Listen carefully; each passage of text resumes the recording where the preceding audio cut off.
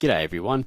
I never give much thought to textured dials on watches, but when Addiesdive decided to offer their own take on this design at a price under 100 Australian dollars, I couldn't say no to this temptation.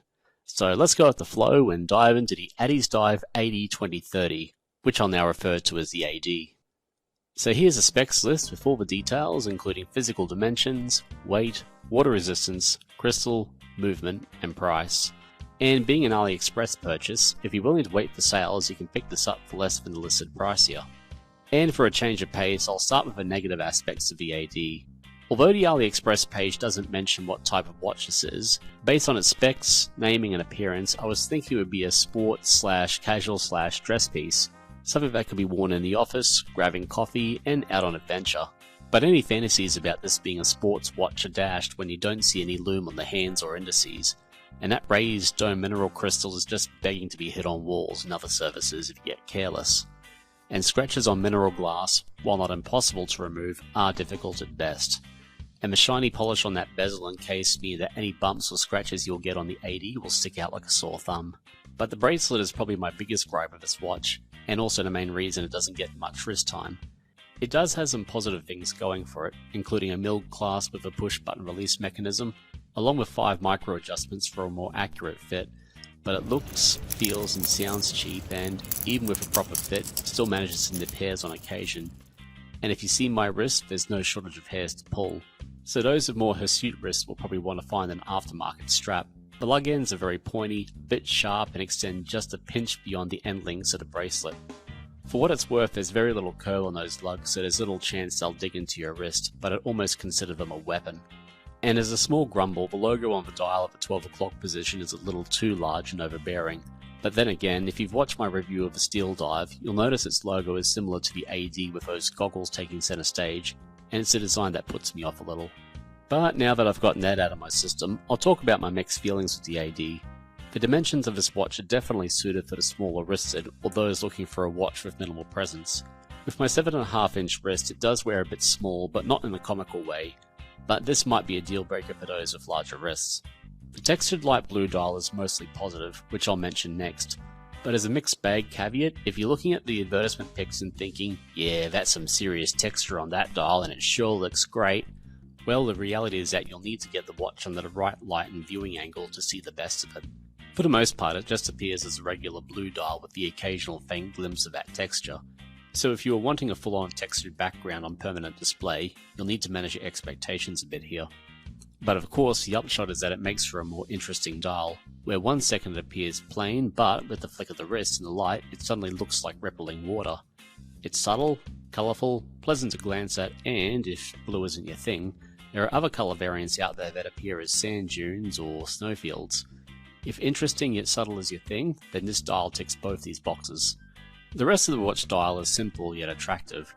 Running around the outer edge are these small black minute markers which appear slightly bolder at every 5-minute interval to help with reading the time, and further in are these applied rectangular indices positioned at every hour, and helping to tell the time are these steel Dauphine hour and minute hands, with a needle-thin seconds hand chugging along around the dial.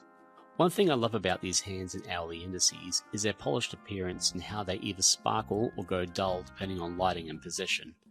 As a small viewing bonus, the Dauphine hands have a pitch in the middle that provides a split colour contrast between light and dark and helps give them an almost 3-dimensional appearance. On a sub $100 watch, this little detail is pretty impressive. Underneath the logo at 12 o'clock you have the Addiesdive name in bolded text, and at the 6 o'clock position you have in much smaller text Deep Sea Hunter followed by the rated water resistance. The text I feel is well sized and proportionate to the dial. Powering the watch is the Seiko BH31 Mecha Quartz movement, making the seconds hand dance along at 4 beats a second.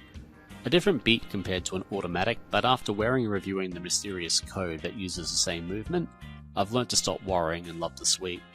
The trade-off is no complications, but given the textured dial is the star of the show, this was the right movement to choose.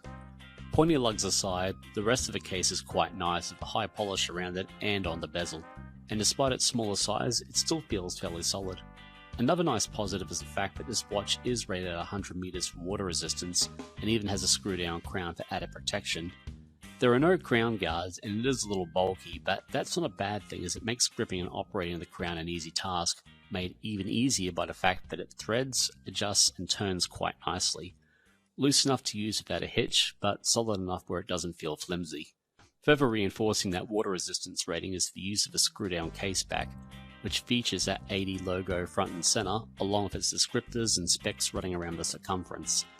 It is a bit rough to the touch, but thankfully your wrist won't feel it. And yes, the crystal is mineral. But its dome shape, coupled with what I suspect is some blue AR coating, not only gives it a more classic appearance, but also helps with overall legibility. I was still able to read the time even in some low light settings. But for all the nice things I've said about the AD, I can't help but feel a little bit let down by it. And I think it's a combination of missing elements that are needed to make it a sports watch, the textured dial not being in your face enough, the bracelet being unbearable, and the fact I hyped it up in my mind too much before getting it. Would I recommend it? Well, if you're looking for a textured dial and money is tight, then I'd say go for it, as I can't think of anything else in its price range that would match it. Although keep in mind that outside of polite company, it will show signs of wear very easily, very quickly, so I would steer clear of it if you're looking for a watch for a more active lifestyle. Yet despite these misgivings, I think this would be a great watch for the office or for light casual wear, and so I'll get some straps on it and see how it wears without enduring a free electrolysis session.